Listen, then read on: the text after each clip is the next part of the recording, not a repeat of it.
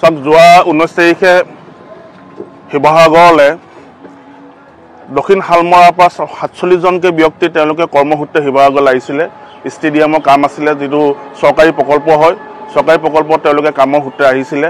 অহাৰ সময়তে শিৱসাগৰতে চিতু বৰুৱাৰ সংগঠনকে ধৰি কেইবাটাও দল সংগঠনে মিলি তেওঁলোকক ৰখাই লৈ পিনি অপদস্থ কৰি তেওঁলোকক বিদেশী সজাই পিনি তেওঁলোকক অপদস্থ কৰা আমাৰ পৰিলক্ষিত হ'ল। ইতিমধ্যে আমি এই বিষয়ে শিৱসাগৰ আৰক্ষী অধীক্ষক মহোদয় তথা DC মহোদয়ক আমি স্মাৰকপত্ৰ আজি প্ৰদান কৰিছোঁ। আৰু আমি উজনি অসম থলুৱা মুছলিম পৰিষদৰ ফালৰ পৰা স্পষ্টকৈ আমি সকলোকে জনাই দিব বিচাৰিছোঁ যে শিৱসাগৰত এই চিতু বৰুৱা লেখীয়া মানুহে যদি এনেকৈ অপ্ৰীতিকৰ কাৰ্য সৃষ্টি কৰি থাকে তেনেহ'লে তাৰ ওপৰতো আমি বিহিত ব্যৱস্থা ল'বৰ কাৰণে আমি ৰাজপথলৈ ওলাই আহিবৰ কাৰণে বাধ্য হ'ম। আৰু আমি এটা ডাঙৰ গণ আন্দোলন গঢ়িবৰ কাৰণেও আমি বাধ্য হ'ম।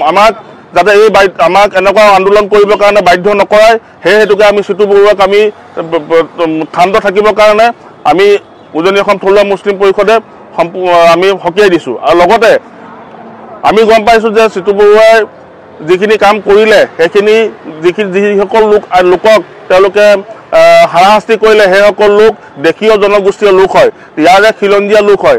আৰু এই খিলঞ্জীয়া লোকসকলক চৰকাৰে স্বীকৃতি দিয়া খিলঞ্জীয়া লোক নহয়, তেওঁলোক ইতিহাস গঢ়কা চাওলুং চুকাফাসকলৰ দিনৰ পৰাই তেওঁলোকক ইয়াত তেওঁলোকক স্বীকৃতিপ্ৰাপ্ত হোৱা তেওঁলোক লোক হয়।